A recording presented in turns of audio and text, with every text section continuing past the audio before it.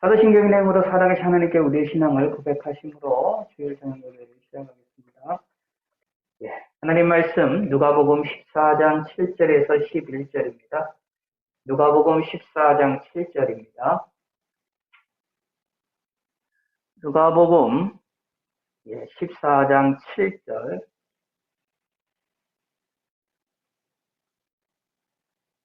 청함을 받은 사람들이 높은 자리에 택함을 보시고 그들에게 비유로 말씀하여 이르시되 내가 누구에게나 혼인잔치에 청함을 받았을 때에 높은 자리에 앉지 말라.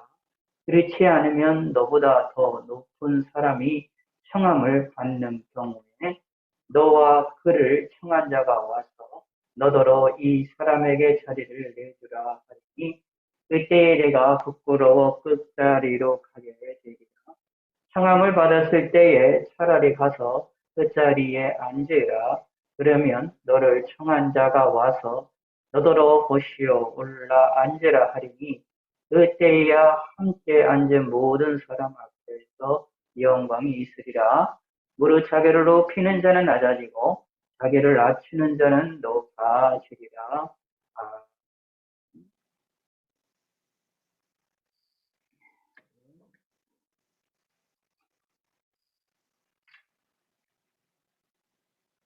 예, 누가복음 14장 7절에서 11절까지 그 중에서 우리 11절을 함께 다 같이 읽어보도록 하겠습니다.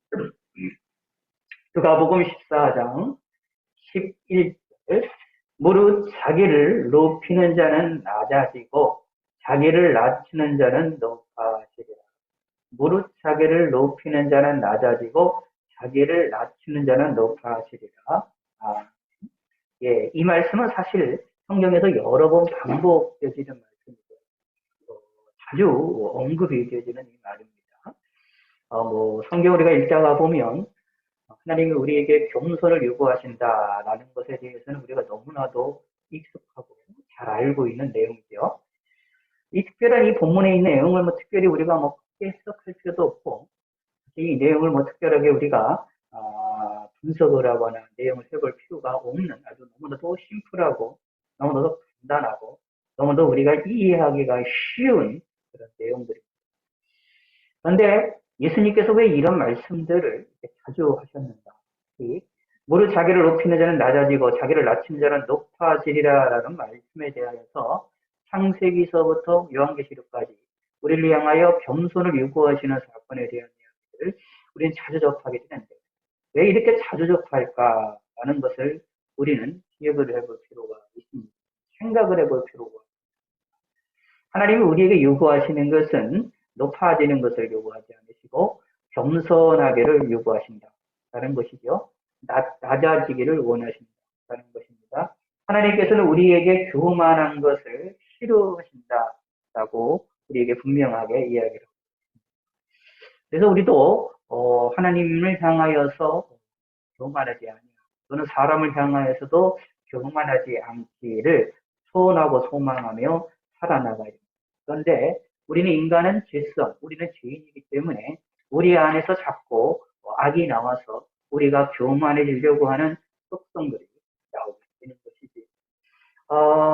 사실 성경에서 이제 이 교만의 모습을 가장 먼저 이제 보인 존재를 타락한 천사들로 이야기를 합니다. 타락한 천사들이 타락을 하게 되는데 타락을 하게 되는 원인이 뭐냐라고 얘기를 했을 때에 천사가 스스로가 높아져서 하나님처럼 되고 싶어하는 그러한 이치가 되져서 하나님을 도전하다 보니 타락을 쫓겨났다라고 이야기를 하게 되어지죠. 사실 천사들이 타락하는 것에 있어서도 가장 핵심적인 부분이 뭐냐 하면 교만입니다. 그리고 아담과 하와가 하나님의 말씀을 어기는데 하나님의 말씀을 어겨서 선악을 알게 하는 나무를 따먹는데 이 하와가 먼저 따먹고 그 다음에 남편에게 줍니다. 남편은 그것을 받아 먹을 때에 아무런 거리낌이 없이 그냥 바로 받아 먹어서 같이 범죄를 하게 되는 것을 보는데 그때 뱀이 와서 하와를 속이려고 하고 하와에게 이야기를 해서 이 선악을 알게 한 나무, 하나님 따먹지 말라고 했던 그 나무를, 열매를 따먹게 만드는데, 그때 따먹게 만들려고 했을 때도 무엇이 있느냐 하면, 이 하와의 마음속에 그러니까 교만해지고자 하는, 높아지고자 하는 욕망을 집어넣게 되는 것을 살펴볼 수 있고요. 하나님이 왜 선악을 알게 한 나무를 따먹지 말라고 했느냐? 이 선악을 알게 한 나무를 따먹어서 인간이 지혜를 얻어서 하나님같이 될까봐 하나님께서 따먹지 못하게 했다라는 이런 식의 이야기들을 하와에게 집어줌을 통해서, 그래서 주입을 시키고 이야기하름을 통하여서 하와가 교만함에 이제 그런 것에 빠져들어가는 걸 볼 수 있습니다. 교만이라는 것이 이렇게 하나님께 죄가 될 뿐만 아니라 또 다른 큰 죄로 이끌어 나가는, 하지만 단초로의 역할을 하는 것이 교만이라는 것을 살펴볼 수가 있겠습니다. 그래서 하나님께서는 믿음의 사람들을 향하여, 하나님의 사람들을 향하여서 움직여 나갈 때에 하나님께서는 그들에게 은혜를 충만하게 베풀어 주시는 것, 그것뿐만 아니라 거기에 비례하여서 그 사람이 교만하지 아니하도록 하나님이 그 사람을 부르는, 사람에게 어려움들을 주거나 아니면은 어떠한 일들을 주시는 것들을 살펴볼 수 있습니다. 그 대표적인 사람은 사도 바울이죠. 사도 바울이 하나님의 능력을 받고 하나님의 말씀도 정말로 어떤 사람에 비해서도 잘 깨달았고 구약 성경을 잘 알고 있던 사람으로서 하나님의 말씀에 정통한 사람입니다. 뿐만 아니라 은사적인 부분에 있어서도 많은 경험을 했던 사람들이고 동시에 많은 능력을 행했던 사람들이다 라는 것을 우리 성경 중에서 발견해낼 수가 있고, 심지어 죽은 사람들을 살리기까지 했었어요. 심지어 사도 바울이 쓰었던 그가 사용을 하던 것을 가지고 살리기까지 하는 일들이 하나님의 능력이 나타나는 놀라운 사람이었다는 것이지요. 그런데 이상한 것은 그 사람에게 병이 있었다라고 합니다. 육체의 병이 있었습니다. 다른 사람의 병을 고치면서 본인의 병은 못 고치는, 그들을 가지고 있는 것을 살펴볼 수 있어요.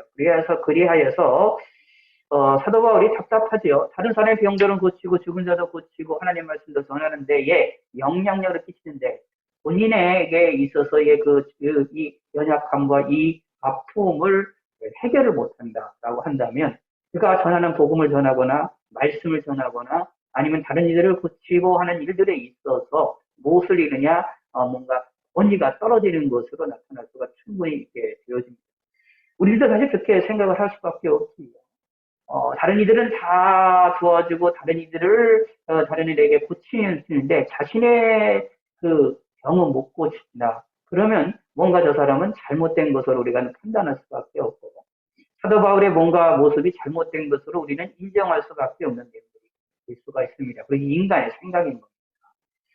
사도 바울도 그런 것 때문에 고민을 했기 때문에 자기의 말이 전파가 되는 일에, 복음의 전파가 되는 일이고 설교하고 하나님 말씀을 전하고 또 많은 이들에게 뭐 병을 고치고 여러 가지 기적의 역사를 벌일 일에 있어서, 쉽게 얘기를 해서 오늘날의 용어로 얘기하면 하나님 나라의 확장하는 일에 있어서, 하나님의 뜻을 이루고 사역을 하는 일에 있어서 방해가 되어졌습니다. 무엇이요? 자기 육체의 육체의 병이 그것이 방해가 되어졌습니다. 그래서 사도 바울이 고민이 있어서 그걸 놓고 3번씩 기도했다라고 말하잖아요. 근데 하나님의 응답은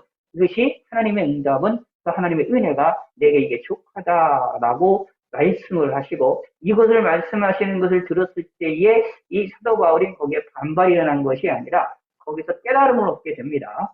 깨달음을 얻게 돼서 무엇을 하게 되느냐? 아하, 하나님께서 나를 하나님이 내게 주시는 은혜는 이거로 족한 것이구나 라는 것이죠. 혹시 이것으로 인하여 내 육체에 병에 있는 것으로 인하여 말씀을 전하고 그 다음에 다른 사람의 병을 고치고 하는 일들에 있어서 방해가 되어진다.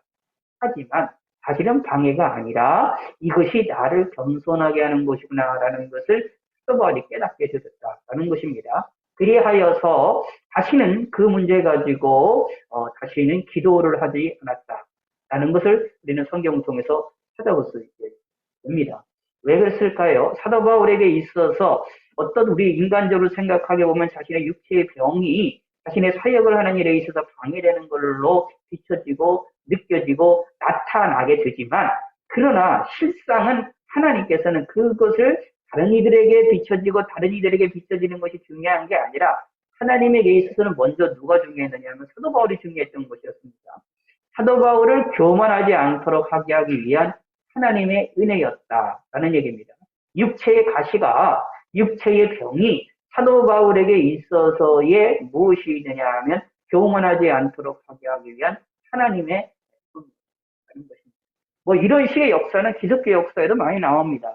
장로교의 뭐 가장 중요한 중요한 사람으로 평가가 되어지는 개혁파 신학에서 중요한 역할을 하는 사람이란 칼빈이라는 사람도 요한 칼빈이라는 종교개혁자가 있는데 그 사람이 이제 육체적인 여러 가지 질병들이 많았고 힘들었고 어려웠다라는 것들을 살펴볼 수 있지요. 그런데 그 후대 학자들이나 현대 학자들 가운데에서 이 칼빈을 바라보고 칼빈의 신학들을 이해를 할 때에 칼빈만치 그 시대에서 상황 속에서 하나님의 말씀을 올바르게 그리고 바르게 인식을 하고 바르게 깨달아서 바르게 전달했던 사람이 드물다라고 다 평가를 내리고 있습니다. 그래서 실질적으로 후대에 지금 이미 500년이나 지난데도 불구하고 그 칼빈이라는 사람의 신학이 칼빈이 이야기했던 내용들이 전했던 내용들이 현대까지도 전 세계에 영향을 끼치고 있고 심지어 사실은 칼빈을 반대하는 그러한 사람들조차도 칼빈의 영향들을 받고 있고 사실은 이제 뭐 감리교나 이런 것 속에서도 사실상 칼빈의 영향을 받고 있는 그러한 것들을 우리가 찾아볼 수가 있습니다. 그런데 그 인생에서 그렇게 하나님의 큰 은혜를 받았는데 그 안에 육체에 가시가 있더라라는 얘기입니다. 이 의의가 무엇이냐 하면 여기에 나와 있는 것처럼 하나님은 자기를 낮추는 자를 높이신다라고 말씀하시므로 우리를 향하여 겸손을 요구하신다라는 것입니다. 하나님이 우리를 향하여 겸손을 요구하심으로 말미암아 우리가 겸손할 때에 하나님이 역사하시고 하나님이 움직이신다라는 것을 성경은 우리에게 분명히 말을 해주고 있기 때문입니다. 그러므로 저와 여러분들도 우리가 신앙생활을 하면서 하나님께 은혜를 받으면 받을수록 하나님을 알면 알수록 신앙생활을 열심히 하면 할수록 기도 생활을 열심히 하면 할수록 하나님을 섬기는 데 열정을 가지면 가질수록 우리 마음에 겸손함을 갖는 믿음의 성도가 되셔야 됩니다. 근데 오늘 사실 이 본문에 나와 있는 이 말씀을 우리가 언뜻 보면 처세술입니다. 아주 예수님께서 인생을 살아나가는 사람이 살아나갈 수 있는 처세술을 우리에게 알려주고 있는 것이지요. 성함을 받은 사람들이 높은 자리에 택함을 보시고 그들에게 비유로 말씀하시네. 성함을 받은 자, 이건 이제 우리나라가 현대 우리 시대는 잘 이해를 못하지만 이 당시 사람들은 청함을 많은 사람들을 청해서 돈이 있는 사람들이 같이 그들을 대접을 하고 하는 그런 문화가 있었던 걸로 보여지게 됩니다. 뭐 잔치가 있거나 열의가 있거나 그래서 이제 홀로 하는 것이 아니라 함께 많은 사람들과 함께 교제하며 음식을 먹으면서 교제하는 그런 문화들이 있었는데 그때에 혼인잔치에는 더더욱더 그런 일이 많았어요. 그래서 이제 이게 사실은 이제 창세기에 나와 있는 요 예수님 당시보다도 이 몇백 년 전, 몇천 년 전에 있었던 이 창세기에 나와 있었던 아브라함과 이삭과 야곱의 사건, 결혼의 사건, 또 모세 시대에 있었던 그런 사건들의 모양들을 보면 혼인잔치를 되게 기둥이 여겼던 걸로 보는데 그런 문화들이 사실 예수님 당시에까지도 사실 영향을 많이 미치고 있었다라고 보시면 됩니다. 형태는 다르지만 혼인잔치를 저는 중요시 여겨서 오랜 시간 동안 혼인잔치를 하는 것들을 볼 수가 있지요. 그래서 현재도 이 중동 지역에 가서 보면 혼인잔치를 하는 일에 있어서 뭐 하루 이틀이 끝나는 것이 아니라 며칠 동안 혼인잔치를 하는 것을 볼 수가 있고요. 근데 여기에서 이렇게 말합니다. 내가 누구에게나 혼인잔치에 청함을 받았을 때에 높은 자리에 앉지 말라. 그렇지 않으면 너보다 더 높은 사람이 왔을 때에 청함을 받을 경우에 네가 부끄러움을 당하게 될 것이다. 라고 말을 하고 있는 겁니다. 너와 그를 청한 자가 와서 너더러 이 사람의 자리를 내주라 하리니 그때에 내가 부끄러워 그 자리에 가게 되리라. 그러므로 청함을 받았을 때에 어떻게 하냐 차라리 높은 자리에 앉지 말고 낮은 자리에 앉아라. 뭐 높은 자리, 낮은 자리 이런 개념이 있는데 또 뭐 오늘날에는 좀 잔치를 벌인다고 하더라도 좋은 자리와 나쁜 자리의 구별이 옛날에 비해서처럼 이렇게 강하지는 않습니다만 이 당시에는 더욱더 이 높은 자리와 낮은 자리에 앉는 구조가 상담이 더 강했다라는 것들을 볼 수가 있게 됩니다. 가장 중심되는 그 주인공 인물의 그 양옆에 있는 사람들이 가장 더 높은 자리고 점점 갈수록 낮은 자리라고 이제 이해를 하는 것으로 보통 생겨난다. 그런 문화 속에 있었다라고 보시면 되기 때문에 그러므로 좋은 자리, 높은 자리라는 게 주인공과 더욱더 가까워 있는 자리를 얘기합니다. 오늘날도 사실 그런 문화도 있습니다. 그래도 무대가 있으면 무대 가장 가까운 곳에 있는 것이 가장 좋은 자리로 우리가 평가가 되는데 과거에는 이게 그거보다 더 오늘날 시대보다 더 그것이 강해던 시절이었다라고 보시면 됩니다. 그러므로 높은 자리, 좋은 자리에 앉기를 원했다. 이은즉슨 뭐냐면 음식을 많이 먹을 수 있다. 이게 아니라 그것을 통해서 명예를 얻을 수 있기 때문이라는 얘기입니다. 거기에서 칭찬을 얻고 영광을 얻게 되어지고 명예를 얻을 수 있게 되어지기 때문에 영광을 얻고 명예를 얻으면 그걸로 끝나지가 않습니다. 그걸로 끝나지가 않고 그거는 사회에 나갔을 때에 다른 이들에게 나갔을 때 자랑거리가 됩니다. 그럼 자랑거리가 되면 자랑거리로 끝나느냐? 아닙니다. 그게 사회의 지위가 되고 그 사회적인 지위가 되고 사회적인 지위가 되면 자연스럽게 무엇이 오느냐? 돈이 따라옵니다. 물질이 따라옵니다. 그런 시대가 되어졌다라고 보시면 됩니다. 지금도 그런 시대지만 예전에는 이것이 더 강력한 시대였고 빈부격차가 아주 심하던 시절이었고 예수님 당시에도 빈부격차가 가장 심하던 시절이었고 이런 일들이 명예에 대한 이야기들이 욕구들이 강했던 시절이었기 때문에 어떻게 해서든지 좋은 자리를 앓고 어떻게 해서든지 높은 자리를 앉고자 했다라는 얘기입니다.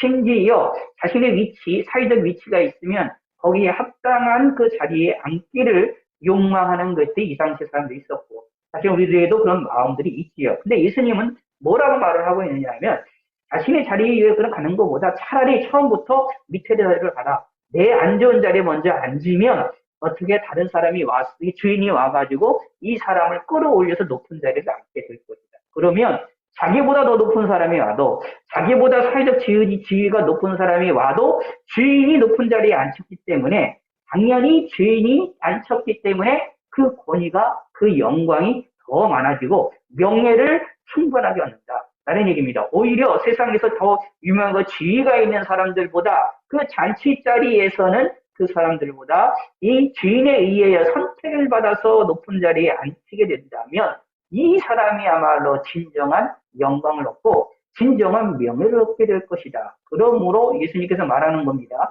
처세술이지요. 잔치 자리에 가면 어떻게 하느냐? 높은 자리에 먼저 가지 말고 낮은 자리를 가. 라고 말을 하고 있는 것입니다. 이제 하나의 처세술을 이야기를 합니다. 이런 모습을 이야기하는 것이죠. 그러면서 말을 하기를 여기에 무릇 자기를 높이는 자는 낮아지고 자기를 낮추는 자는 높아지리라 라고 말씀하고 있습니다. 그러므로 예수님께서는 이 처세술을 이야기를 하면서 이 처세술을 단순하게 인간의 대처, 사람을 대하는 처세술로서만 아니라 근본적인 내용으로 우리에게 말씀을 하고 계십니다. 무엇이냐면 그의 마음이 겸손한 마음이 되어야 됩니다. 행동도 겸손해야 될 뿐만 아니라 그 행동이 나오는 근원적인 마음조차도 자기를 낮추는 마음을 가져야 된다. 라고 말을 하고 있습니다. 물론, 이런 사람들 가운데서 여기에 나온 예수님 비유 가운데서 잔치 자리에 갔을 때 처음부터 높은 자리가 아니라 낮은 자리로 가려고 하는 사람들 가운데에 마음에는 교만한 마음이 있어서 그 교만한 마음을 있으면 그것을 숨기고 이게 처세술로서 그냥 다른 자리에 가서 누군가 나를 높이 올리기를 기대하면서 가려고 하는 처세술을 하는 사람도 분명히 있겠지요. 근데 예수님께서 말씀하시는 것은 그것을 뛰어넘어서 그런 처세술을 뛰어넘어서 진정으로 우리 마음에서부터 겸손한 마음을 갖자라는 얘기입니다. 겸손한 마음, 자시한 진정한 마음으로부터 외적인 그런 외식하는 것이 아니라 내적인 것에서부터 자신을 낮추는 자가 되겠다는 것입니다. 그것이 하나님이 기뻐하시고 하나님이 즐거워하신다는 것이죠. 자, 그럼 이러한 낮추는 자세를 자기를 낮출 수 있게 하기 위해서는 사실 뭐가 필요하느냐 하면 자기를 어떻게 인식하느냐가 중요한 것이고 또 하나는 뭐가 있느냐 하면은 내가 나보다 높은 존재가 있음을 나보다 더 강한 지위가 있는 사람들이 있음을 인식을 해야 내가 낮은 자리를 갈 수 있고 내가 낮은 마음을 가질 수가 있게 됩니다. 다시 말씀드리면 내가 겸손해야 될 이유를 내가 정확하게 알고 있어야 됩니다.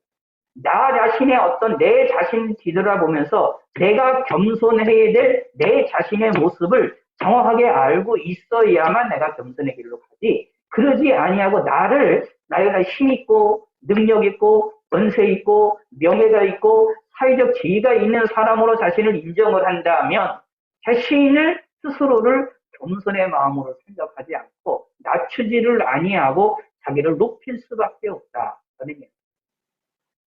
근데 우리는 예수 믿는 우리들에는 기억을 하셔야 됩니다. 우리가 아무리 높아도, 우리가 아무리 힘 있다 하여도, 우리가 아무리 권세 있다 하여도 우리는 하나님 앞에서 아무것도 아니다. 다시 말하면 우리가 아무리 높다 할지라도 나보다 높은 존재이신 하나님이 계시다는 사실을 우리는 명확하게 알고 있고 믿고 있는 사람들입니다.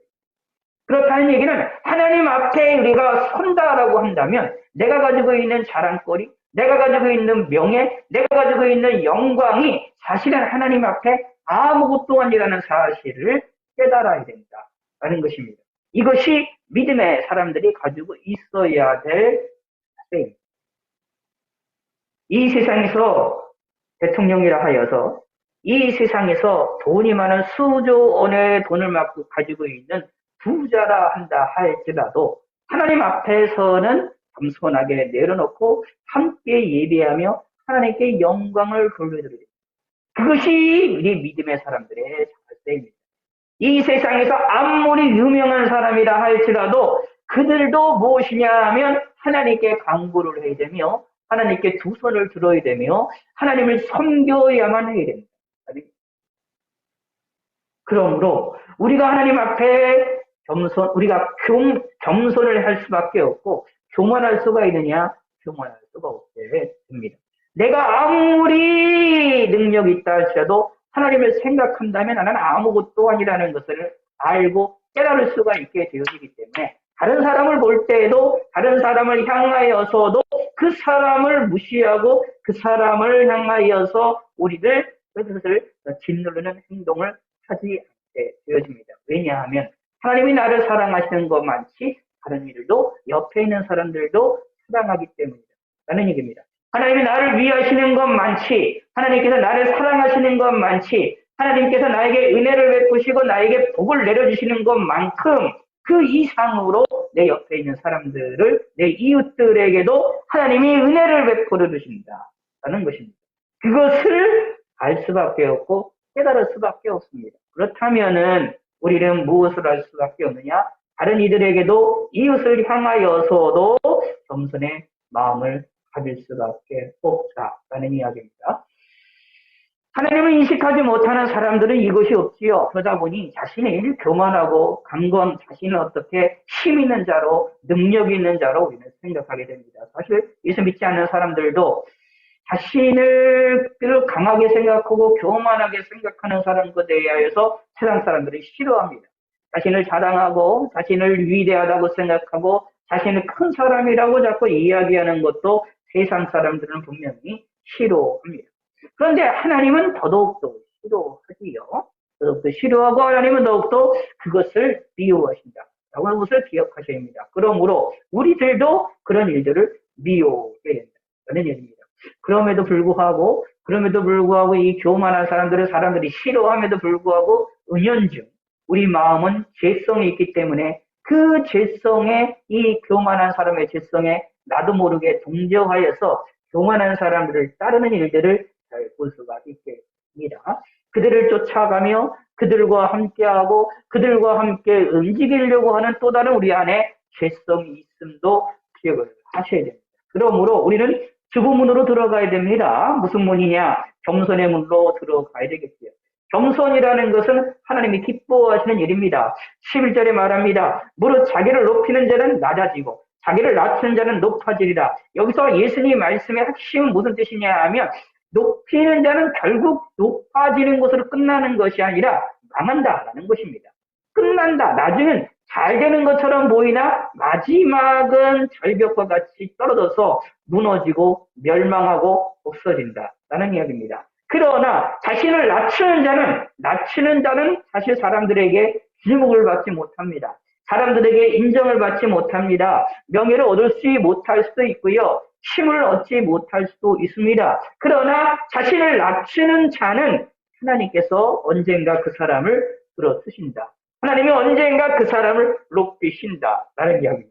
혹시나 우리가 이 세상에서 하나님이 나를 높이시지 아니한다 하여서도 걱정할 필요가 없습니다. 왜냐하면 천국에서 나를 높이실 것이기 때문입니다. 이 세상에서 하나님께로부터 받는 그런 것이 없는 게 사실은 천국에서 하나님이 나를 높이는 것이 더 클 수밖에 없습니다. 무슨 말이냐 하면 하나님의 상급이 더 크다라는 이야기. 이렇게 생각하셔야 되는 상급론을 좀 말씀을 드리면 이렇게 생각하셔야 됩니다. 상급을 생각할 때에 천국에서 우리에게 주시는 상급이 있어요. 내가 죽으면 받게 될 상급, 재임 때에 일어나게 된 그 최후에 받게 된 그 상급, 그 천국에서 받게 되는 상급이 있고요. 또 다른 것은 뭐냐면 우리가 이 세상에서 삶을 살아나가면서 하나님이 우리에게 주시는 때칠 치시 때때려 주시는 때를 따라 주시는 은혜, 이걸 뭐라고 하면 이걸 다른 표현하면 때 때려 주시는 또 다른 우리에게 선물, 상급처럼 우리에게 주시는 은혜들이 있다. 복들이 있다. 그리고 또 다른 어떻게 보면 상급이라고 볼 수가 있긴 있는데 그런 식의 이제 은혜가 우리에게 주어지는 것이 있다라는 것입니다. 보상이 있다라는 이야기입니다. 천국에서의 보상, 우리가 보통 상급이라고 묘사를 하지만 사실 어떻게 보면 이 세상을 향하여서도 하나님께서 살아나갈 때에 우리가 신앙생활하는 것에 대하여 하나님이 보상을 해주신다라는 이야기입니다. 그래서 이게 하나님이 상급론을 생각할 때 이 두 가지를 생각을 해야 되는 거지요. 그런데 기억을 하셔야 됩니다. 이 생에서 받는 상급이라는 것은 이 세상에서 받는 이 보상이라는 것은 천국에서 받는 보상에 비하면 아무것도 아닙니다. 아주 작은 일입니다. 근데 우리 눈은, 내 경험은, 내 눈은 이 세상에 받는 이 보상을 큰 것으로 보게 됩니다. 나에게 가장 필요한 것이기 때문에 크게 보여지고 더 보여지는 것을 볼 수가 있어요. 그러나 천국에서 받게 되는 그 보상, 천국에서 받게 되는 그 상급에 비하면 이것은 아무것도 아닙니다. 자, 근데 여기서 기억을 하셔야 됩니다. 이 세상에서 받는 보상들은 사실은 그 보상으로 끝나지가 않습니다. 이 보상은 무엇과 같으냐 하면 징검다리와 같습니다. 이 세상에서 우리가 하나님이 우리에게 주시는 우리 신앙생활에 대한 보상, 우리가 신앙생활 열심히 하고 뭐 기도생활 열심히 하고 하나님을 섬기는 일에 열심히 하다 보면 하나님이 우리에게 응답도 해주시고 우리에게 도움을 주시기도 하고 우리에게 힘을 주시는 일들을 주시고 우리가 어려울 때 도우는 이런 보상들이 있고 때로는 우리가 소위 말해서 착한 일을 하면 좋은 것을 선한 일이 이루어진다라는 것처럼 하나님께서도 우리를 향하여서도 우리의 선함을 보시고 우리에게 좋은 것으로 주실 때도 있습니다. 이 세상 살아나가면서 내 육체를 위하여 우리 삶을 위하여 주시는 하나님의 나의 선한 행동에 대하여 보상을 해주시는 것도 분명히 있습니다. 근데 그거는 그것으로 끝나지가 않습니다. 마치 징검다리처럼 해서 사다리오처럼 해서 그거를 통하여 무엇을 하느냐 하면 천국에서의 놀라운 상급으로 나아갈 수 있는 발판이 되어진다라는 얘기입니다. 만약에 그것이 발판이 되어지지 아니하고 하나님이 이 세상에 우리에게 주시는 그 보상 그것만 바라보고 거기만 만족을 하게 되면 천국에서 상급이 없습니다. 천국에서 상급이 없다면 그것처럼 어리석은 것이 없다라는 것입니다. 그러므로 하나님이 우리에게 주시는 우리에게 보상을 주셨으면 그 보상에 대하여 감사하면서 그거를 끝나지 마시고 이거를 이용하여 더 하나님을 바라보고 이거를 이용하여 더 하나님께 영광을 돌리시고 찬양하면서 하늘의 상급을 쌓으시는 지혜로운 자가 되시길 바랍니다. 그 방법 가운데 하나가 뭐냐 하면 자기를 낮추는 겁니다. 자기를 낮추는 행동들을 합니다. 근데 사실 기억하셔야 됩니다. 나를 낮춘다라는 것이 여기 보시면 표현이 무엇이 되냐면 나를 낮춘다라고 표현을 하고 있잖아요. 자기를 낮춘다라고 표현을 하고 있잖아요. 낮춘다, 높인다 그 의미가 어떤 의미가 있느냐 하면 물건이 있으면 물건을 우리가 들고 내린다라는 의미와 같은 거지 않습니까? 높인다, 내린다는 얘기는 누군가에 의해서 올려지기도 하고 내려지기도 한다라는 얘기입니다. 누르기도 하고 들어 올리기도 한다라는 것이죠. 그 말은 무슨 뜻이냐 하면 잘 생각하셔야 됩니다. 자기를 높인다, 낮춘다는 얘기는 자기를 내가 높이는 사람이 있고 자기를 자신을 내가 눌러서 낮추는 사람도 있다라는 얘기입니다. 자, 이 말의 의미를 잘 생각하셔야 됩니다. 외적인 것, 예? 어떠한 억지로 움직여 나가는 그런 면이 있음을 여기에 이 안에 포함을 하고 있습니다. 그 말은 무슨 뜻이냐 하면 자기를 높이는 것도 내가 스스로를 자꾸 높일 수가 있습니다.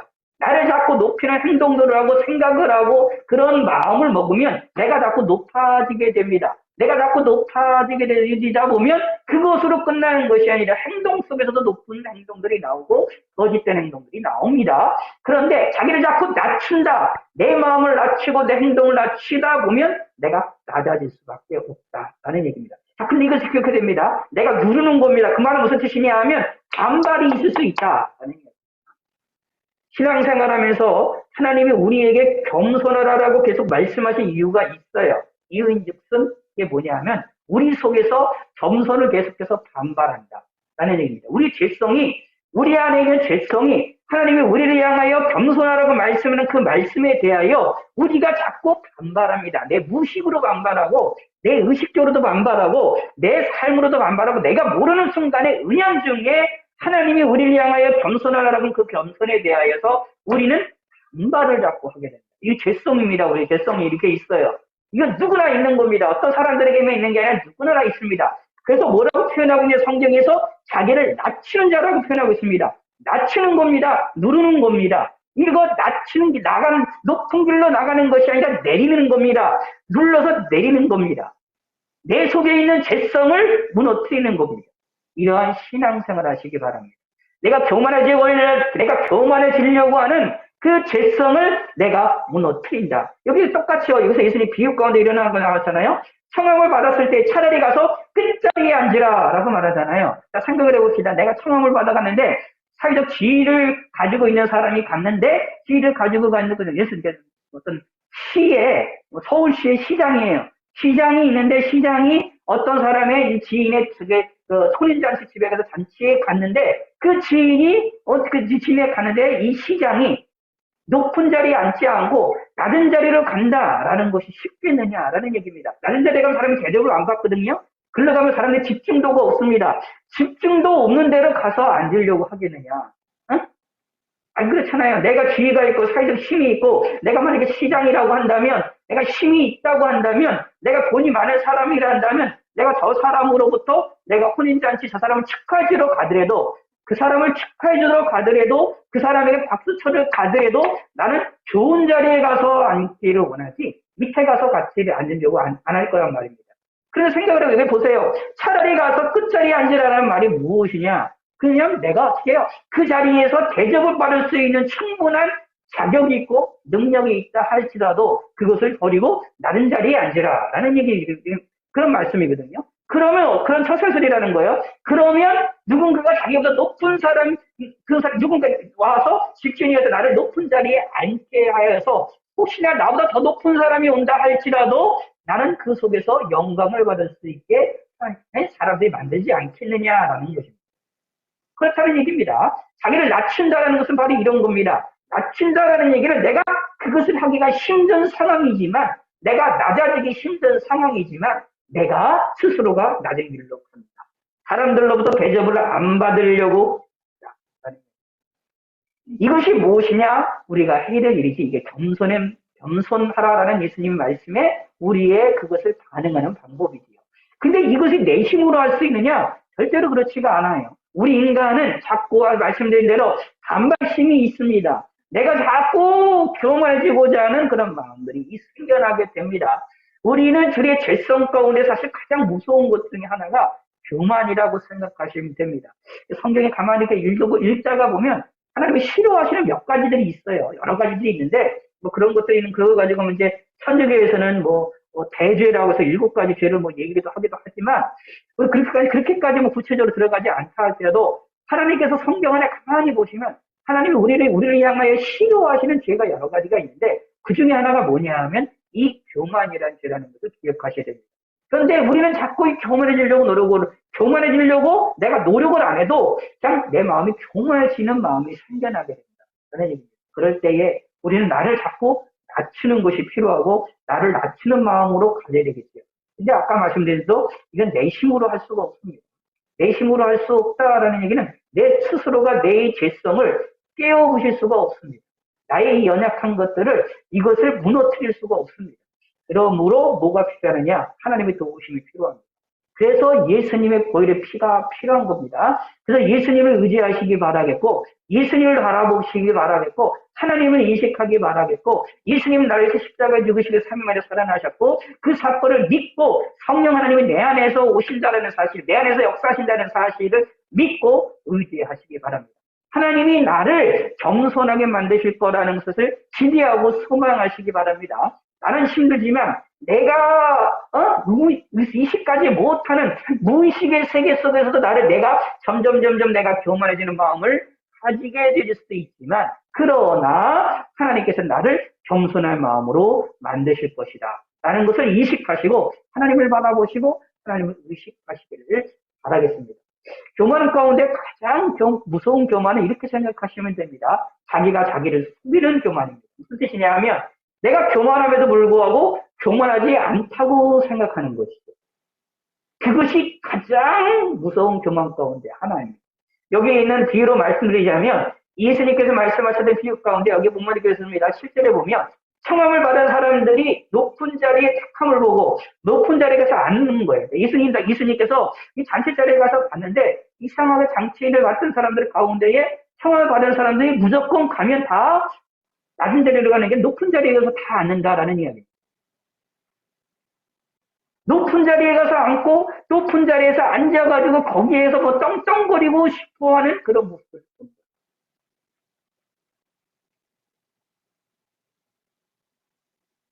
그것을 모르고 예수님께서 겸손해야 될 것을 우리에게 알려주시는 거거든요. 그럼 우리는 겸손해야 되기 때문에 뭐 해야 되냐? 하나님을 의지해야 되고 성령 하나님을 의지하며 예수님을 바라볼 줄 아는 믿음의 성도가 되겠고, 그 하나님으로 인하여 저와 여러분들의 심령이 겸손의 마음으로 바뀌어지고 내 행동이 겸손의 마음으로 바뀌어지길 소원하고 소망하시기 바랍니다. 내가 나를 속이는 것처럼 여기에 스스로가 높은 자리로 올라가려고 했던 사람들은 자기가 이 자리에 합당하게 앉을 거라고 스스로 생각하는 것이죠. 근데 생각을 해보시기 바랍니다. 정말로 전체 자리에 왔을 때에 이 자기보다 높은 사람이 없겠느냐? 큰 사람이 있죠. 그런데 왜 굳이 높은 자리에 가서 앉으려고? 어리석다라는 얘기예요. 근데 이 사람들은 스스로 자기가 높은 자리에 와서 사람들로부터 칭찬을 받고 명성하는 것이 합당하다고 생각하니까 높은 자리에 가서 앉는 거거든요. 그것은 교만인 겁니다. 이 교만이 어떤 교만이에요? 자기가 자기를 속이는 교만인 거거든요. 교만하는 생각을 갖고 있고 교만한 행동을 함에도 불구하고 자기가 교만한지도 모르는, 이것처럼 무서운 게 없습니다. 예수 믿는 저와 여러분들이 가장 조심해야 될 것 중에 하나가 이러한 교만입니다. 이건 영적 교만이라고 얘기할 수가 있는데, 이런 교만이 우리가 들려지지 않도록 우리는 항상 깨어있는 신앙 생활하시길 바라고 하나님을 바라보는 믿음의 성도가 되시기를 바라겠습니다. 하나님을 믿으시기 바랍니다. 사실 뭐냐, 사도 바울처럼 교만해질 수 있는 사람에게 하나님께서 그러다 교만하지 않도록 하기 위하여 육체의 가시를 남겨주셨던 것. 우리의 삶에서도 하나님께서 우리를 겸손의 길로 나아갈 수 있도록 하기 위하여 우리의 육체의 가시, 우리의 심령의 가시들을 남겨주셔서 우리를 겸손의 길로 나아가게 하실 것입니다. 중요한 것, 우리가 겸손한 사람이 되어지면 하나님께서는 우리를 기뻐하시고 우리를 즐거워하셔서 우리를 들으시고 높이 올리시지만, 우리가 교만한 길로 나아간다면 하나님은 싫어하신다 는 것입니다. 우리가 나의 나된 것은 하나님의 은혜라는 사실을 우리는 기억하시고 깨달으셔서 하나님을 바라볼 줄 알고 하나님을 의지할 줄 아는 성도가 되시기를 바라겠습니다. 다시 한번 강조드립니다. 내가 겸손하기 위해서는, 내 겸손하기 위해서는 내가 겸손해야 될 이유를 명확하게 알아야 됩니다. 근데 그 이유가 뭐냐 하면, 나에게 있어서 내가 겸손해야 될 이유가 뭐냐 하면 나에게 하나님이 계시기 때문입니다. 나에게 만물을 창조하신 하나님이 계시기 때문입니다. 근데 그 하나님이 나의 하나님이라고 한다면 나는 겸손해질 수밖에 없습니다. 그 하나님, 천지 만물을 창조하신 저 전지전능하신 하나님, 권세가 많으신 하나님, 그 영화로우신 그 하나님이 나의 하나님이라면, 나의 아버지라면, 나는 그 하나님을 바라볼 때 나는 한없는 초라한, 한없는 작은 존재로 우리는 깨달을 수밖에 없게 되어지기 때문에 나는 겸손해질 수밖에 없다. 그래서 하나님을 온전히 바라보시기 바랍니다. 하나님을 바르게 인식을 하고 하나님을 바르게 바라보고 그 하나님을 바르게 인식을 하는 것이 필요합니다. 이걸 가리켜서 이제 좀 다른 말로 표현하면 이런 표현합니다. 하나님을 아는 지식. 하나님을 아는 지식을 갖기를 가린다라는 얘기입니다. 그리고 그 사람들에게 뭐냐 하면 하나님을 아는 지식을 가진 사람들에게는 인간, 사람을 아는 지식도 알게 됩니다. 나를 알게 됩니다. 하나님을 알게 되면 나를 알게 됩니다. 그러므로 나를 알게 되면 내가 교만의 길로 나가지 않고 겸손의 길로 나아갈 수 있음을 기억하시기를 바라겠습니다. 하나님 아버지여 감사합니다. 오늘은 하나님 말씀 이 본문을 통하여서 무릇 자기를 높이는 자는 낮아지고 자기를 낮추는 자는 높아지리라는 말씀을 통하여 우리가 겸손한 삶을 살아야 될 것을 우리 다시 한번 하나님 말씀에 무릎을 꿇고 생각을 해보며 하나님 앞을 바라볼 수 있는 시간을 가졌습니다. 우리가 겸손한 마음을 갖게 하시고 겸손한 생각을 갖게 하시고 겸손한 행동을 하게 하여 주시고 겸손한 생활을 할 수 있게 하여 주시옵소서. 그러기 위하여 우리가 하나님을 바라보며 하나님을 의지하며 예수님의 십자가의 보혈과 권세를 의지하며 성령 하나님을 바라보며 나아갈 줄 아는 믿음의 성도가 될 수 있도록 축복하여 주시옵소서. 우리는 할 수 없습니다만 하나님께서는 우리에게 역사하셔서 우리에게 겸손을 줄 수 있음을 믿습니다. 이 하나님의 그 역사가 우리 안에 있음을 기억하여서 하나님께서 주시고 하나님이 은혜를 주시고 하나님이 원하시는 대로 우리가 겸손한 삶을 살게 하여 주시옵소서. 뿐만 아니라 하나님은 겸손한 자에게 큰 은혜를 베푸시고 큰 보상을 해주시며 큰 복으로 함께하여 주신다는 사실을 믿고 의지하게 하시고 알게 하시고 깨닫게 하여 주시옵소서. 감사드리며 예수님의 이름으로 기도드렸습니다. 이제는 우리 주 예수 그리스도의 은혜와 성부 하나님의 사랑과 성령 하나님의 감화 강동 역사 교통하심이 이제에 있는 모든 성도들과 온라인으로 함께하는 성도들 그리고 온 세계 만방 곳곳에 있는 주님의 모든 백성들에게 지금 이제로부터 영원토록 함께 할지어다. 아멘.